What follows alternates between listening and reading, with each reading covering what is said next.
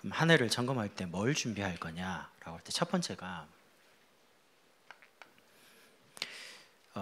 현장의 사람들이 생각과 마음이 참 많이 병들어 있고요. 육신적으로 또 환경적으로 병든 사람이 너무 많습니다. 그분들을 치유할 수 있는 여러분 자신에게 주신 인생 메시지부터 준비를 하시는 게 좋겠습니다. 여러분 개인이요. 혹시 여러분 가장 가까이 있는 가족이나 누군가가 왜 예수 믿습니까? 왜 다민족 교회 갑니까? 라고 물어볼 때 뭔가 영원한 소망에 대해서 물어볼 때 여러분이 그분들에게 정확한 답을 줄 수 있는 여러분 인생을 정리하시라는 겁니다. 복음 속에서. 그리고 두 번째는요. 여러분 주변에 스쳐가는 사람이 많죠. 한번 만나고 그냥 안 만나지는 사람 있고 또 계속 만나지는 사람 있죠. 그런 불신자를 살릴 수 있는 시스템이요.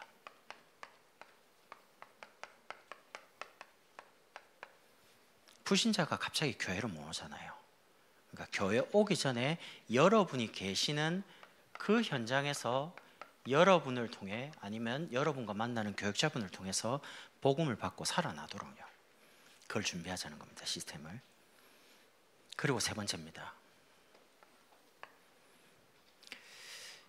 교회가 사라지고 교회가 점점 무너지고 교회가 문을 닫는 시대가 왔습니다.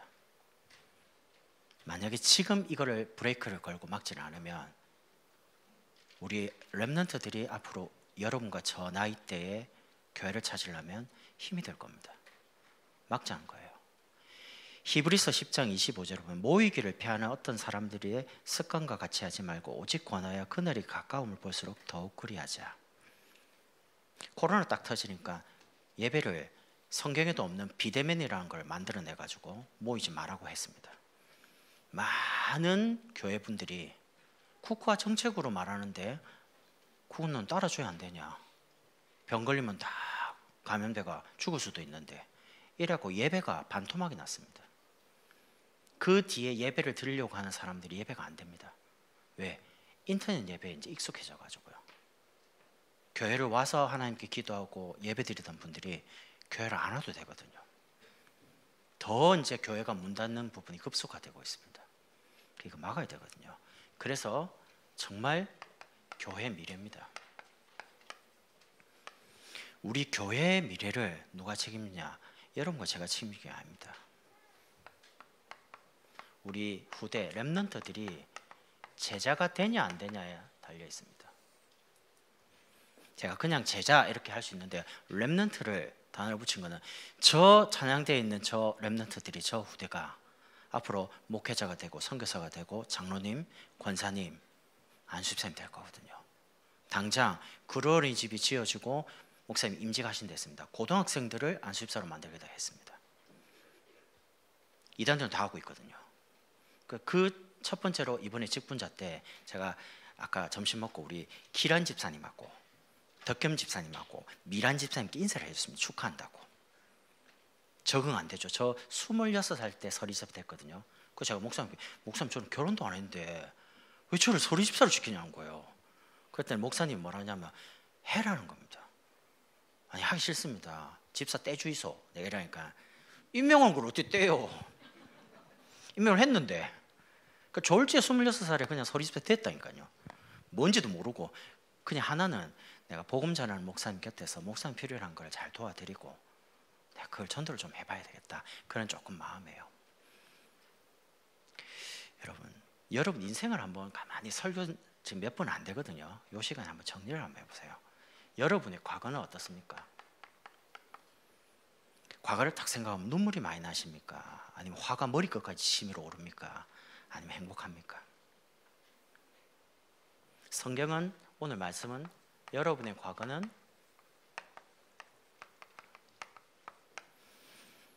행복했다라고 말합니다. 그럼 행복한 겁니다. 안 행복한데요. 그건 이제 우리가 생각할 때 과거가 상처로 남아있기 때문에 그런 거고요. 왜 과거가 행복했냐? 우리의 과거의 상처, 문제, 사건을 그 속에서 너무 힘들었잖아요. 어떤 면에서 내가 버려진 것 같은, 완전히 소외된 것 같은. 그런데 안 그렇습니다. 복음 하나 알게 하려고요. 그래서 복음으로 사실은 돌아오게 하시려고 하나님이 문제 속에, 사건 속에 흩어놓고 보호하신 방법이 그겁니다. 그러니까 과거가 불행이 아니고 축복이죠. 복음 모르고 잘 나갔으면 못 돌아왔을 거 아닙니까? 복음 없는데 돈 너무 많았으면 돈 쓰기 바빠가지고, 돈 벌기 바빠가지고 복음이란 것에 관심이 없었을 거 아닙니까? 정말 우리처럼 고통당하는 사람, 어려운 사람을 복음 가지고 살릴 수 있도록 여러분과 저를 남겨두신 겁니다. 그게 행복 아닙니까? 행복의 기준은 사람에게 있지 않습니다. 환경에 있지 않습니다. 남편이 잘해주고 아이가 잘해주고 그러면 행복하다가, 만약에 남편이 안 해주고 아내가 안 해주고 자녀가 말 안 들으면 불행한 겁니까? 그게 벌써 행복의 진짜 기준이 사람에게 가 있는 거잖아요. 돈이 많으면 행복하고 돈이 없으면 불행하고, 그거는 돈이란 거의 기준에 행복의 기준이 가 있잖아요. 근데 인간의 행복의 기준이 뭐냐? 하나님하고 함께 있냐 없냐가 기준입니다.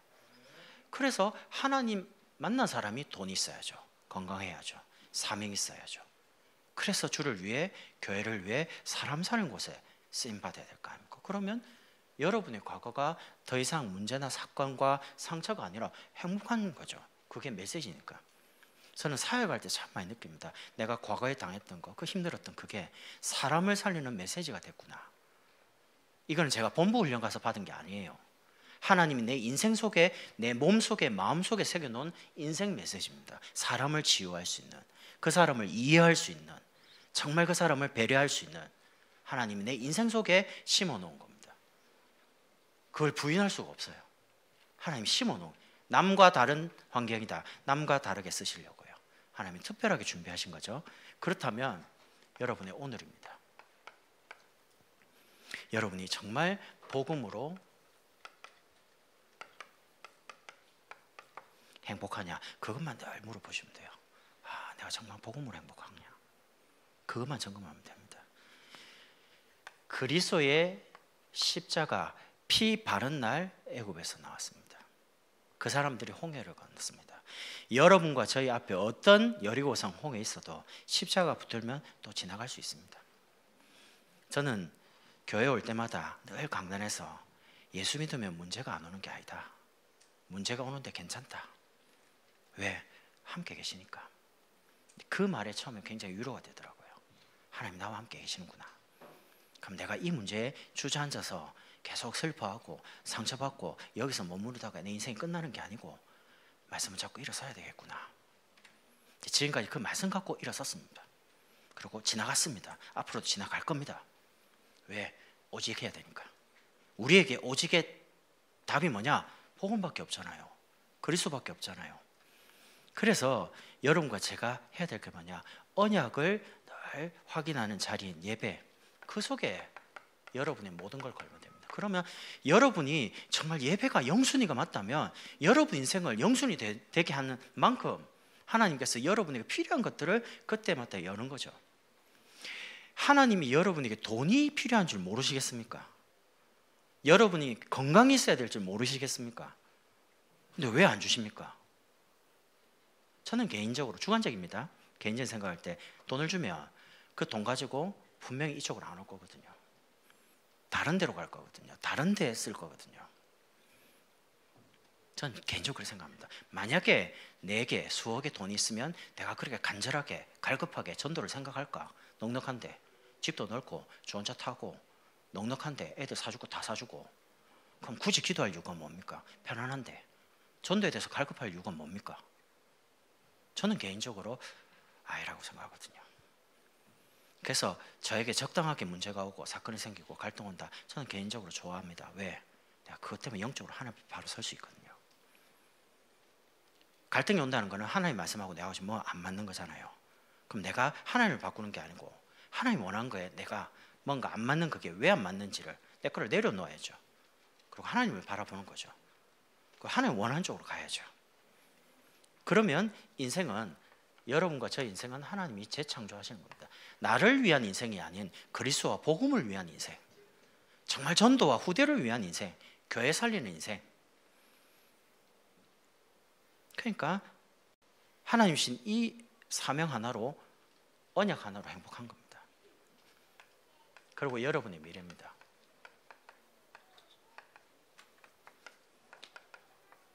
행복하라. 명령입니다. 신앙생활 말씀만 따라가면 됩니다. 전 정말 간증드릴 수 있는 게요, 아무것도 할 게 없어가지고 할 수 있는 게 없어서 가만히 예배 때 있었습니다. 그리고 지나고 보니까 다 하나님이 하시더라고요. 그래서 내가 간증할 수 있습니다. 할 수 있는 게 없고 능력이 없었기 때문에 가만히 예배 속에, 은혜 속에 있었는데 하나님이 다 하시더라. 난 그게 정말 복음이라고 생각합니다. 내가 조금 했는데 됐다, 내가 한 거죠. 여러분이 한 거 아닙니까? 우리가 적당히 열심히 살고 적당히 했는데 됐어요. 여러분이 하신 거죠. 그리스도가 하신 게 아닙니다. 내가 할 수 있는 조건도 안 되고 능력도 없고 할 수 있는 환경이 전혀 안 됩니다. 근데 하나님이 예배 때 주신 그 하나 말씀을 그냥 믿음 고백하고 따라왔는데 하나님이 되게 하셨다는 겁니다. 이거를 우리 자녀와 우리 후대 앞에 보여줘야 되는 거죠. 그러면서 임마누엘입니다. 하나님이 나와 함께 계신 것을 늘 바라보고 확인하는 겁니다. 신앙생활, 하나님이 나와 함께 계신 줄을 확인 안 하고 사는 게 너무 많아요. 너무 바빠가지고 하나님 계신 줄도 몰라. 그러다 어려움 딱 오면 생각나거든요. 해결이 안 되니까, 하나님 나와 함께 계신다 했지, 기도하면 응답 준다고 했지. 이제 그때 이제 하나님을 바라보는 겁니다. 물론 그렇게 해도 하나님 응답 주시지만 평상시에 하나님이 나와 함께 계신 것을 만약에 정말 확인하고 체험한다, 신앙생활 자체가 그냥 행복하고 즐겁잖아요. 그래서 우리 렘넌트들과 다민족 살리는데 정말 하나가 돼야 됩니다. 내년에 본격적으로 시작된다고 하시니까.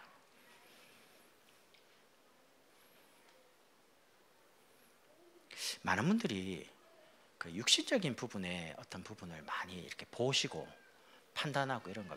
제가 대학교 2학년 때 교수님 연구실에 랩으로 들어갔거든요. 왜? 꿈이 교수였기 때문에 교수가 되려면 교수님 밑에 들어가서 교수님과의 관계와 그쪽으로 대학원을 나오고 이렇게 하면 빨리 가요. 한국은 어쩔 수 없어요. 인맥을 무시할 수 없어요. 아무리 이상한 대학도 신생대학이라도 자기 학교 대학원 출신의 사람을 먼저 채용합니다. 인맥이 그렇게 되기 때문에. 여러분이 논문을 써가지고 그 지도교수 사인 받는 게 그 쉽지 않습니다. 책임진다는 거거든요. 그래서 이제 교수님 연구실에 이제 들어가서 쭉 이렇게 보내는데 교수님이 이제 한 번은 대학원생하고 학부생 불러놓고 회식을 하는 겁니다. 저녁 먹으러 갔죠. 갔는데 뭘 하냐면 다 앉았어요. 식사 더 가는데 갑자기 소주를 툭 가져오더라고요. 소주를 가져와서 이제 따라주는 거예요. 대학원생부터 탁 내한테 오는 거죠. 뭣도 모르고 잔이 있으니까 받았죠. 왜? 어른이 주니까 받은 거예요. 예의는 있으니까. 딱 받았는데 건배하자는 겁니다. 건배했죠. 그러고 딱 나왔습니다. 다 마시더라고요. 어떻게 될지 모르겠다. 순간 그 짧은 돌아가는 그 몇 초 안 되는데 내가 이걸 먹어야 되나 말아야 되나, 예수 믿다고 말하면 쫓겨날 것 같은 분위기 있잖아요. 이런 상황인데 모르겠더라고요. 근데 그때 또 메시지 들은 거였어. 하나님께 질문해라 했는데 먹어야 될 거야 했는데 아무 대답을 안 하시는 거예요. 하나님이 먹어야 될지 말아야 될지 대답을 안 하세요. 하나님이. 그래서 건배했죠. 분위기상 이상하니까. 그리고 딱 나왔습니다. 다 마셨는데 난 안 마셨거든요. 그러니까 딱 교수님이 너는 왜 안 먹냐는 거예요. 내가 바로 교수님 옆에였어요. 또 저 구석에 있어야지. 이렇게 해야 되는데 그때 한참 훈련받고 이럴 때거든요. 그래서 조용히 말했습니다. 큰 소리 하면 이제 대학원생이 찍히면요, 그거 피곤해요. 그 랩에서. 안 그래도 막내인데 2학년 교회 다닙니다. 예수 믿습니다. 그러니까 두 번 다시 나한테 그걸 이야기를 안 하는 거예요. 회식은 합니다. 근데 가능하면 대학원생들이 니 오지 말라는 거예요. 왜? 안주를 많이 먹고 뭐 딴 걸 자꾸 주워 먹으니까. 술은 안 먹고. 그리고 제가 군대를 툭 갔는데 버티다 군대로 도망갔죠. 도망갔는데 군대의 이 고참하고 원사가요, 이게 술을 먹여가지고 쓰러뜨리는 뭐 내기하는 건지 모르겠는데 자꾸 병사를 기절시키는데 뭔가 회식을 하는 겁니다. 이래갖고 술을 먹이는데 저 예수 믿습니다. 군대는 그런 게 필요 없어요. 맞을래 먹을래 이겁니다.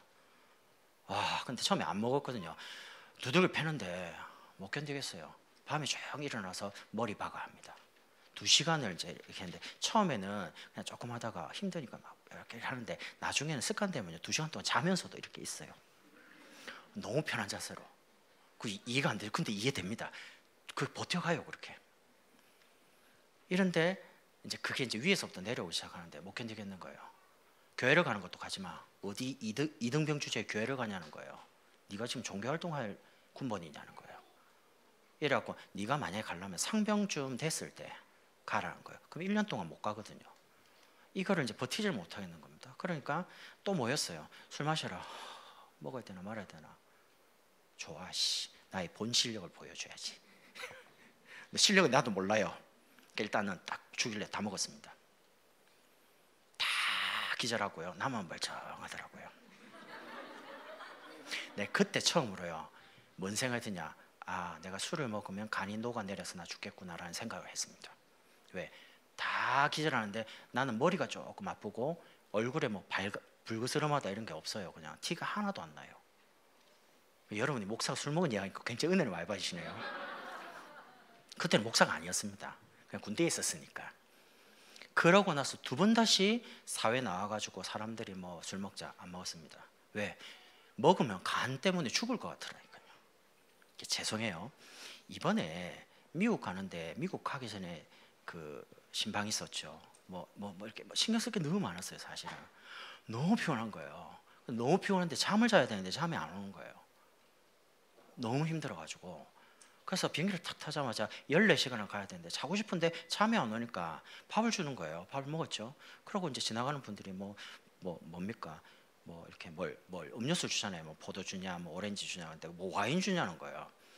그래서 내가 와인 좀 주세요. 와인 요만큼 줍니다. 그거를 마셨습니다. 근데 내가 딱 마시고 나서 후회했습니다. 왜? 옆에 유빈이가 있었거든요. 우리 아빠가 목사인데 술을 처먹네. 분명히 그렇게 생각했을 겁니다. 내 속은 전혀 몰라. 아빠 지금 어떤 상태인지 몰라. 아빠 지금 술 먹고 진짜 술 먹었잖아요. 와인 그 요만한 거 먹고 혈액순환 시켜서 하여튼 자고 싶어 가지고요. 근데 이거 먹었는데 안 취해요. 내가 말했잖아요. 전혀 안 취해요. 아이씨 괜히 먹은 것 같다 싶을 만큼요. 먹었는데 말을 안 해요. 근데 나중에 말하더라고요. 집에 와서 엄마한테 아빠가 비행기 타는데 술 마시더라면서. 그래서 내가 변명이 아닌데 말합니다. 절대 안 먹습니다. 만나고 성도하고 술 먹은 적도 없습니다. 왜? 그 먹으면 지옥 갑니까? 아닙니다. 근데 내가 그거 먹어가지고 어떻게 될지 알거든요. 제가 지금 술을 먹고 안 먹고 그 이야기를 하는 게 아니고 내가 이런 거를 모를 때는요 먹으면 눌리고요 안 먹으면 답답하고 뭐가 불편한 거예요. 근데 이게 조금 느려지고 이게 보이니까 먹어도 되고 안 먹어도 되고 아무 상관없습니다. 그럼 제가 먹겠냐? 아닙니다. 이 말하고 싶어요. 여러분이 정말 복음만 했다 그럼 이래야 됩니까? 저래야 됩니까? 아닙니다. 하나님이 말씀 속에서 여러분 주시는 양심을 따라 말씀을 따라 하면 돼요. 근데 지났는데 이게 아니라 안 하면 돼요. 이해되시죠? 여러분의 과거와 여러분 오늘과 여러분 미래를 복음 안에서 조명을 해보시라니까요. 하나님이 여러분을 어떻게 인도해 가고 앞으로 인도하실지를. 왜? 이 메시지가 있어야지 여러분 만난 사람이 답을 줄 거거든요. 그래서 제가 겨울방학이 되기를 기다리고 있습니다. 부르려고 애들한테. 그래서 내가 딱 부모로서 아이들에게 교육을 딱 하려고요. 왜? 부모만이 해줄 수 있는 교육이 있거든요. 그러고 난 다음에 여러분이 현장에서 여러분 만나는 사람을 정말 살려야 안 됩니까? 우리 교회에 최고 강점이 있습니다. 정말 좋은 점이요.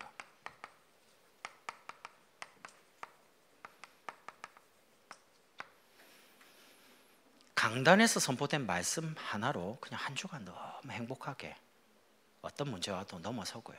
답을 얻고 힘을 얻고 응답받고 이런 내용을 가진 제자가 참 많아요. 네, 그래서 너무 마음에 우리 다민족교회에 대한 자부심이 보통이 아닙니다. 난 예언교회, 죄송해요, 임마누엘교회 전혀 안 부럽습니다. 우리 교회, 우리 다민족교회 이런 내용을 가지고 이런 거를 개인화시켜 줄 수 있는 사람이 많아요. 바닥에. 본부 훈련을 가면 교회와 본부 흐름이 너무 딱 또 가서 막 유광수 목사님 이런 말씀을 하셨다 이런 사람 한 명도 없어요. 아니 교회하고 똑같네. 너무 교회하고 말이 똑같으니까 너무 쉽다 이렇게 말을 해요. 새가족 분들이. 그게 왜 그러냐? 예배 하나로 모든 답이 다 나오거든요. 여러분 인생이 예배 한 번으로 여러분 인생이 답이 안 나버리면 여러분 분명히 다른 데 가서 뭔가 들어야 됩니다. 유명한 목사님 설교 유명한 데 찾아다녀야 됩니다. 그리고 물어봐야 됩니다. 그게 잘못된 거잖아요. 하나님이 여러분과 저와 함께 계시다면 하나님의 백성을 교회 불러서 예배 드릴 때 목사님 통해 주신 말씀 갖고 답이 나야 되잖아요. 예배가 우리 인생의 힘의 원천 아닙니까? 그리고 이게 되는 사람은 한 번씩 본불령 계속 데려갑니다. 화요 집회, 새가족 계속요. 특히 그 속에서 우리 교회만 가지고 있는 장점, 강점, 사모늘입니다. 끊임없이 세 가지가 계속 이렇게 저렇게 다른 말로 하지만 나옵니다. 말씀, 기도, 전도. 여러분 어떤 면에서 지금 훈련받는 내용도 기도 반, 전도 반, 말씀 반 이겁니다. 그거를 좀 깊이 있게 하는 것뿐입니다. 우리 교회에 와가지고 사문을 하면 처음 반응이 어떤지 아십니까? 아니 내가 지금 다락방 몇 년 차인데 이거를 지금 나한테 거의 대부분 그런 반응입니다. 나를 무시하냐면서 내가 지금 합숙을 몇 끼인데 이러면서요. 근데 해보면 아시죠? 이거 하면 아무 변화가 안 일어납니다. 아니 뭐 이런 걸 시키지 나한테 이렇게 옵니다. 근데 안 그래요. 제가 이거 가지고 미국 가서 확인해 봤거든요. 모든 성도가 일주일 내도록 주일날 강단 제목과 내용이 싹 다 기억 다 난다는 거예요. 그러니까 문제가 딱 오면 문제에 딱 잡히는 게 아니고 말씀에 딱 잡히는 거예요. 그러니까 문제를 말씀 갖고 넘어서는 겁니다. 그게 이겁니다. 그러니까 최고 좋은 내용과 플랫폼을 가지고 있죠. 그래서 이제는 여러분이 오늘 말씀처럼 파수꾼이기 때문에 현장을 파수하는 겁니다. 지키는 겁니다. 어떻게 말입니까? 모든 성도들이 있는 장소에서요. 여러분이 있는 모든 장소에서 파수하는 겁니다. 그래서 교회는 지역마다 구역을 만들어 놨습니다. 여러분 구역 성도들이 많지 않아요. 그럼 여기 구역장님, 권사님 계시잖아요. 그러면 조금만 뒤에 보시면 오늘 우리 구역원이 왔냐 안 왔냐 금방 확인됩니다. 그리고 구역은 가정 중심으로 형성이 되어 있기 때문에 가족 같은 관계예요. 그러니까 우리 새로 교회에 오신 새 가족분이 저희 아내를요, 언니는 나이가 좀 많네요. 하여튼 언니처럼, 엄마는 또 나이가 적고 이렇게 있는 관계로요. 뭐 궁금한 게 있으면 뭘 말하면 설명을 잘 해주니까 아, 그렇구나. 교회에 대해서 잘 모르시니까 너무 좋다는 거예요. 왜? 교회 와서 물어보려니까 목사님이나 교육자분 너무 바쁘지. 물어보면 좀 이해하기가 어렵지. 근데 구역장님이나 주변에 계신 분들이 권사님이 집사님이 이야기해 주니까 쉽다는 거예요. 그리고 지교회입니다. 지역을 살리는, 그리고 여러분 자신을 살리는 개인의 단이 반드시 있어야 됩니다. 저는 언제부터인지는 잘 모르겠는데요. 교회를 늘 출근을 합니다. 빨리 오면 8시 반, 조금 늦으면 9시 전에 옵니다. 항상 옵니다. 그럼 그 시간 전에 사역이 있기도 하지만 보통은 그렇게 해요. 와서 잠깐 앉아 있습니다. 기도할 거 하고, 그리고 오늘 사역을 뛸 스케줄 있잖아요. 놓고 기도하고 움직입니다. 그리고 끝나면 만약에 늦으면 바로 집으로 가지만 가능하면 교회로 옵니다. 왜? 제 나름대로 룰입니다. 교회로 왔다가 전 직장인은 아니잖아요. 목사인데. 근데 현장 갔다가 현장에서 바로 가는 경우 많이 없습니다. 반드시 왔다가 교회를 거쳐서 기도하고 마무리하고 갑니다. 어느 순간 그렇게 룰이 됐습니다. 왜? 저를 지키는 방법이 그거밖에 없더라고요. 옆에 누군가 늘 다닙니다. 뭘 이야기하고 있습니다. 혼자 다닐 때는 찬양도 듣기도 하고 메시지 틀어놓고 막 이렇게 하는데 혼자서 이제 차는 부흥해죠. 혼자서 울었다가 감사했다가 구원의 기쁨과 감사와 축복 질질 짰다가 웃었다가 막 누가 보면 미쳤나 이렇게 하는데 나는 혼자가 좋아요. 근데 이제 사람이 있으니까 그렇게 할 수가 없잖아요. 근데 그 시간이 참 좋아요. 여러분이 현장을 지킬 수 있는 뭔가를 만들어줘야 됩니다. 여러분 자신뿐만 아니고 여러분 자녀, 여러분 남편, 우리 성도들은 모든 장소에 이걸 다 만들어야 됩니다.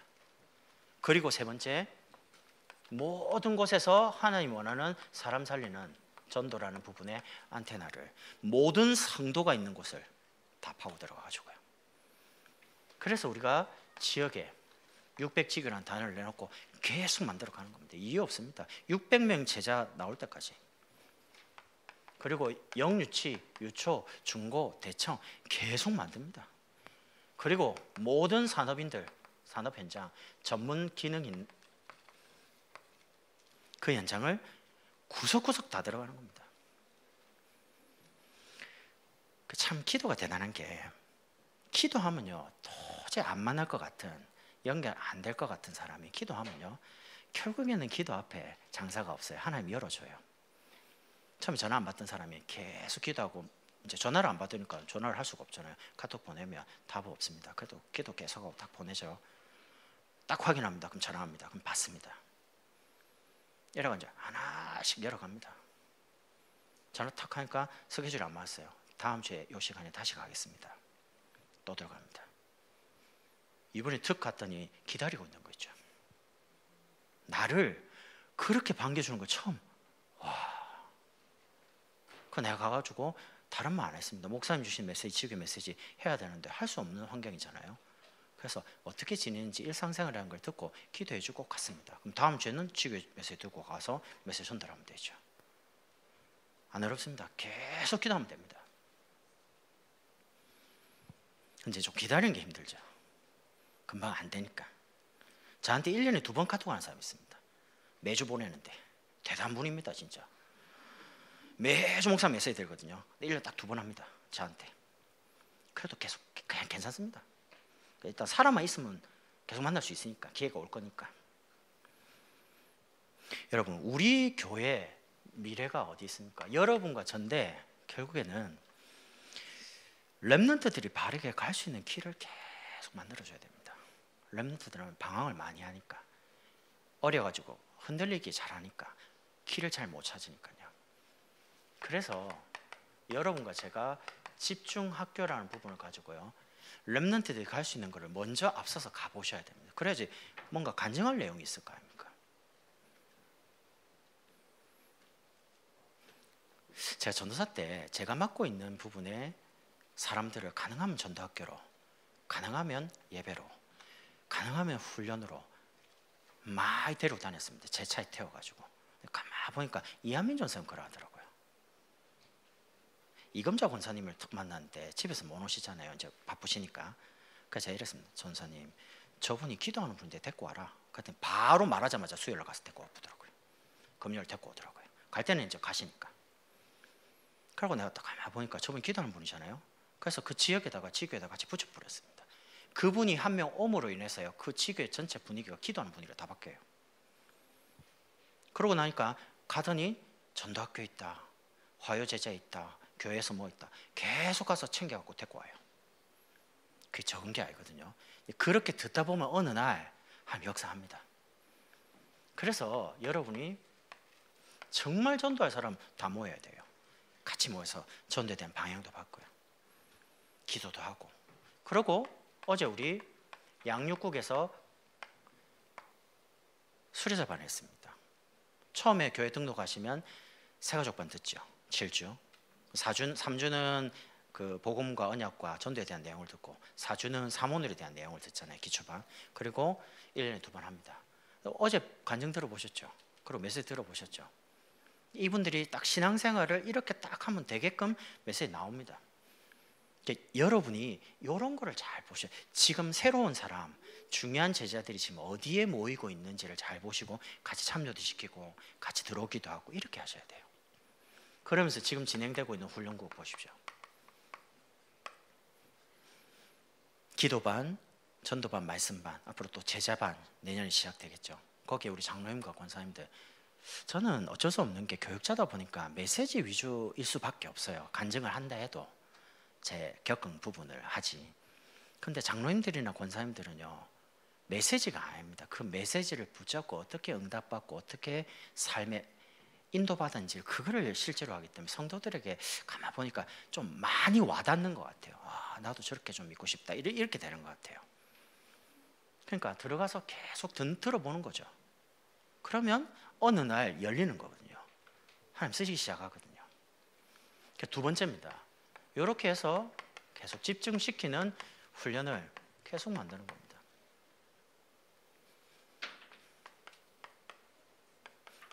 렘넌트들이 언어적인 부분에 좀 특화되어 있는지 굉장히 열심히도 하고요. 관심이 많은 것 같아요.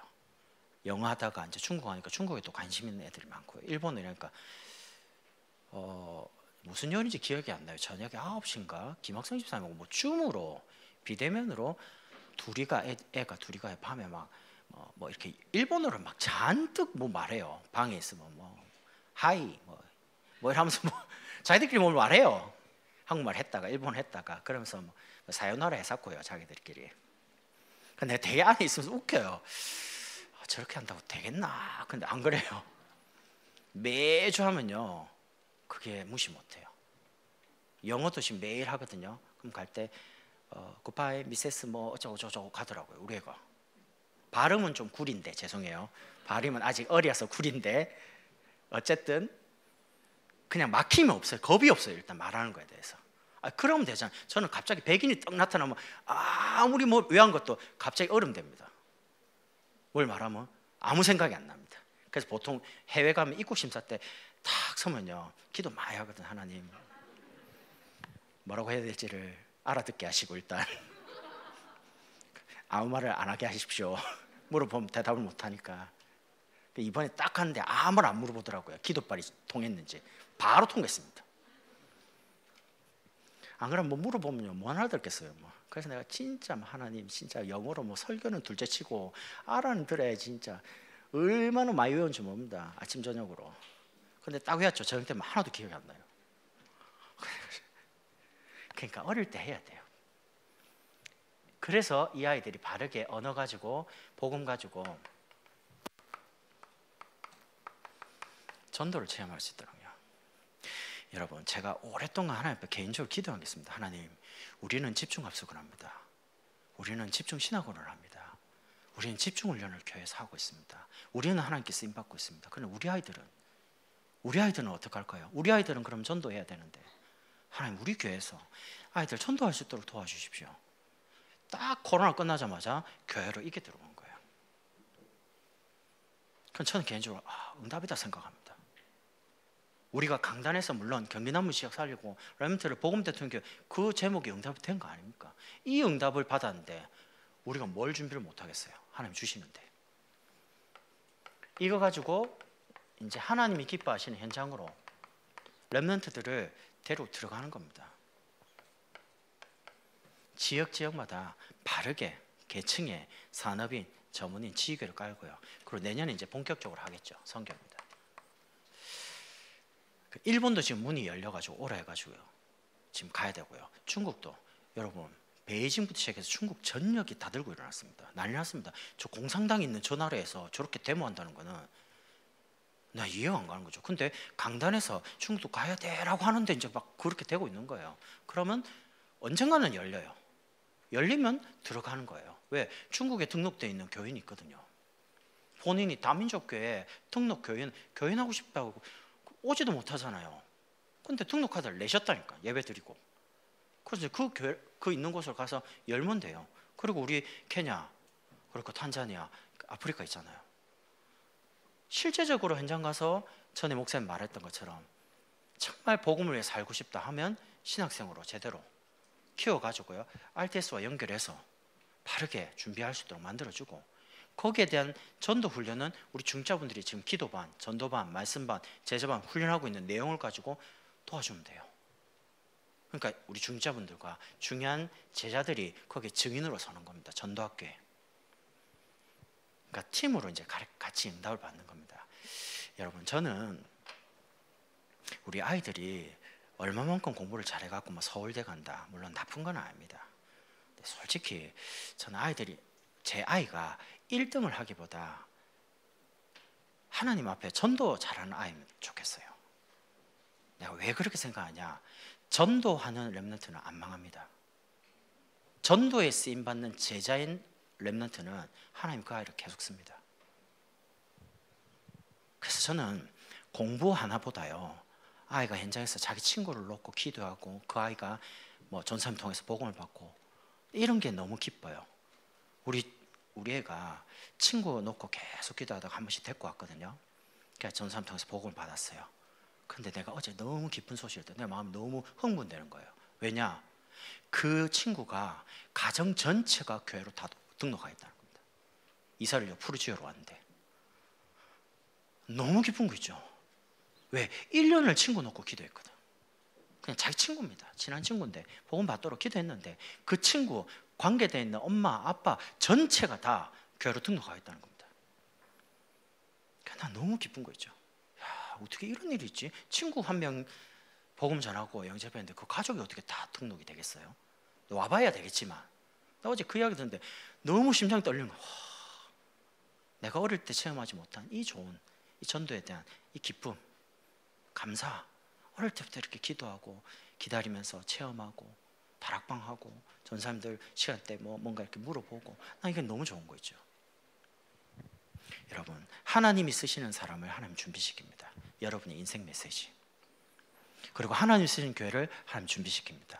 우리 교회 현장 많은 불신자가 살아나게 될 겁니다. 그리고 하나님 쓰시는 교회를 통해서 미래를 하나님 준비하십니다. 우리 렘트들 하나님 쓰신 가장 좋은 제자로요. 그래서 여러분과 제가 변하지 않고 말씀 운동 속에서 예배와 훈련 속에서 늘 말씀을 따라가는 쓰임받는 제자가 되면 좋겠습니다. 기도하겠습니다. 하나님, 변하지 않는 이 복음과 전도 속에 있도록 은혜를 허락해 주옵소서. 복음 속에서 우리 인생 메시지가 정리되게 하시고 불신자를 살리 현장 살리 시스템과 우리 다음 세대의 렘트들을 전도자로 제자로 키울 수 있도록 축복해 주옵소서. 예수 그리스도의 이름으로 감사하며 기도드립니다. 아멘.